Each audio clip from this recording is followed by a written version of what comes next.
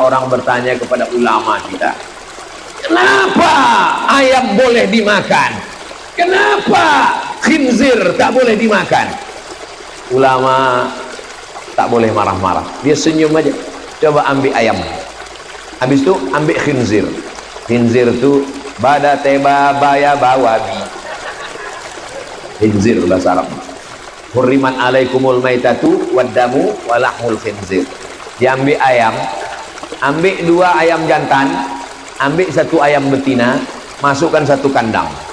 Belaga ayam jantan itu sampai tetes darah penghabisan untuk merebut ayam betina. Begitulah cemburunya ayam. Maaf cakap, diambil khinzir jantan 2, diambil khinzir betina 1. Tak ada mereka berkelahi, bekerja sama dia. Maka dilarang makan khinzir karena takut tak ada cemburu. Dan informasi terbaru, binatang yang homo, yang LGBT, khinzir itu, maka orang makan khinzir ini agak-agak melambai dan pengaruh makanan. Jamaah yang dimuliakan Allah Subhanahu wa taala, kenapa kita dilarang makan yang bertaring, makan yang bercakar tajam? Karena mempengaruhi sifat dan perbuatan. Begitulah Allah Subhanahu wa taala mengumpamakan dengan madu lebah, yang dimakannya baik, yang keluarnya baik. Yang kedua, yang ketiga, lebah bersarang di kayu tualang yang tinggi. Belum pernah rasanya ada lebah bersarang di batang ubi. Lebah tak mau bersarang di ranting yang lapuk, dia bersarang di dahan yang kokoh. Kenapa dibuatnya tinggi? Karena dia tidak mau diganggu orang, dan dia tak mau mengganggu orang. Dia tidak mau merusak.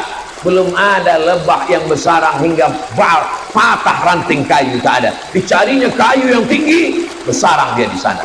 Maka kalau kita tebang kayu tualang, maka sesungguhnya kita sudah membunuh lebah. Akhirnya pindah lebah.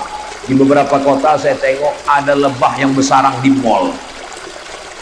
Bersarang dia di bawah perpustakaan. Kenapa? Karena rumahnya sudah dihancurkan. Lalu kemudian yang keempat, lebah tidak pernah mengganggu orang. Tapi kalau sarangnya diganggu, dia akan mengejarmu walaupun kau menyelam ke dalam sungai Kapuas.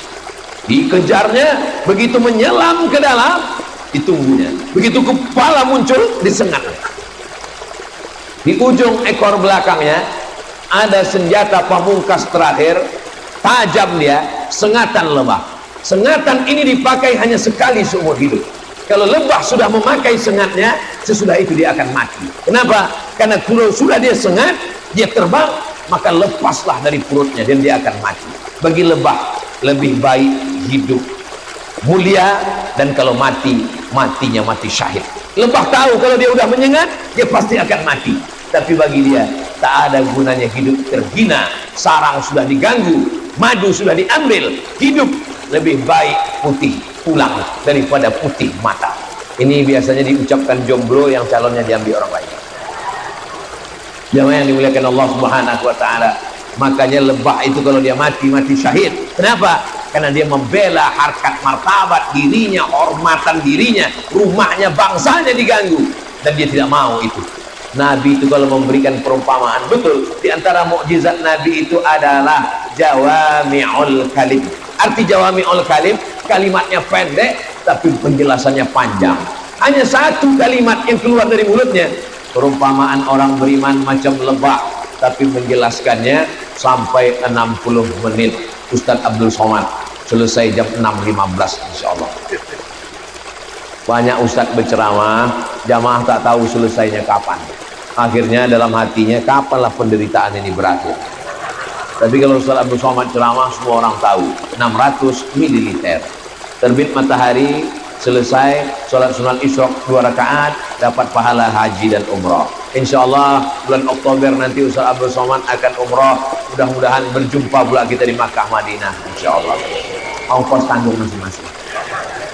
Jamaah yang dimuliakan Allah Subhanahu wa taala, kalau negara, negeri, kota, kerajaan kita dibangun oleh orang-orang yang soleh, membangun masjid, kalau belum bisa membangun, jangan merusak. Kalau belum bisa membahagiakan orang tua, jangan menyusahkan hatinya. Adik-adik yang belajar di kampus, yang masih sekolah di pondok pesantren, prinsip dengan orang tua ini, kalau belum bisa membahagiakan dia, jangan susahkan hatinya.